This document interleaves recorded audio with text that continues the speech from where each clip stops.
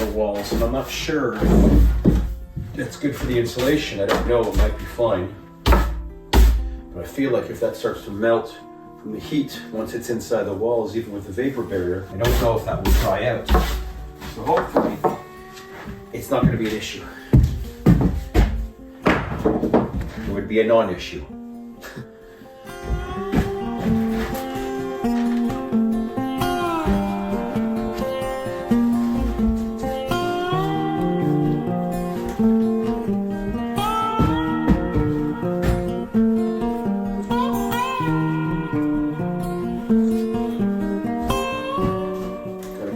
Down to 11 inches.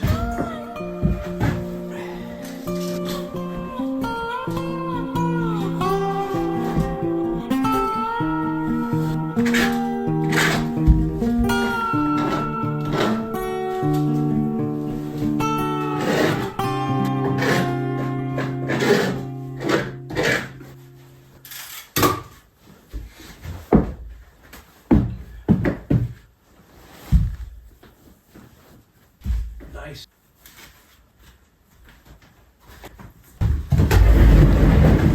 Working with insulation isn't the most exciting to watch, but to me, the whole process is very common. It's so peaceful out here, away from the ruckus and traffic of city life.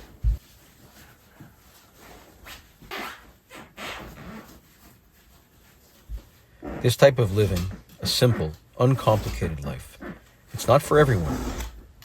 But I think that anyone could appreciate the serenity of owning and working your own parcel of land. It's very satisfying, standing back and looking at something you have crafted with your own hands.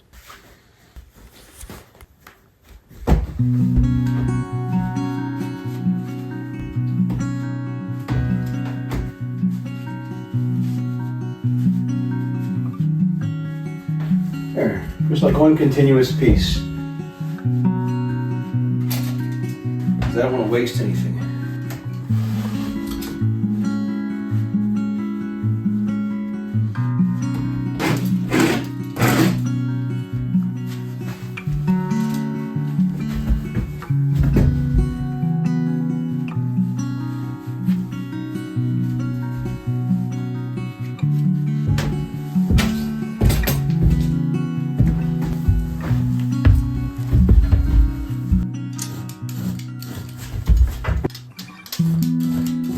Get a visual score, and then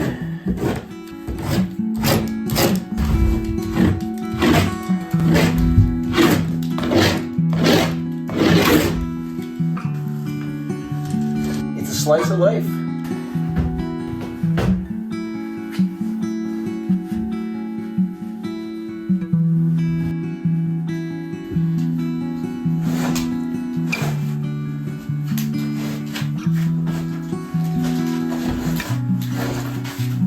It is pretty cold, minus 9.1 degrees Celsius, which translates to 15.7 Fahrenheit. That's pretty cold.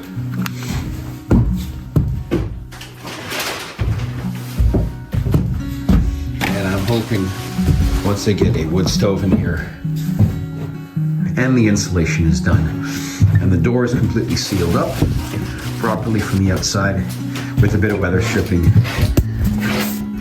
that it will be nice and toasty in here and I won't have to wear all these layers. That's the plan, Stan.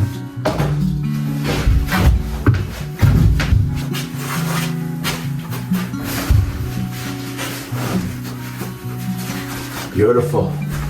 Once again, nice and tight, like tiger.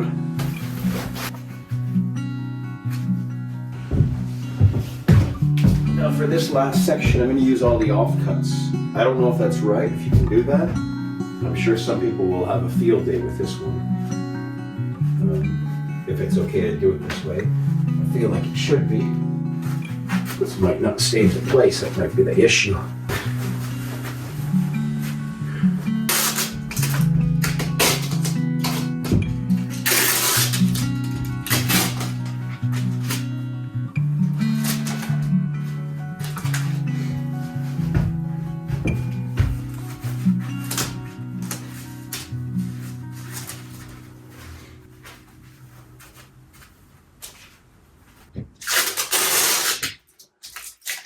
I've never built anything like this before.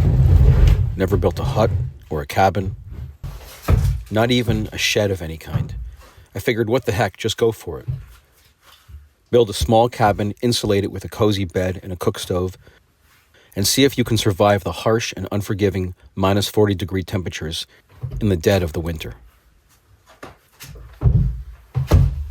Sometimes you just gotta run before you can walk.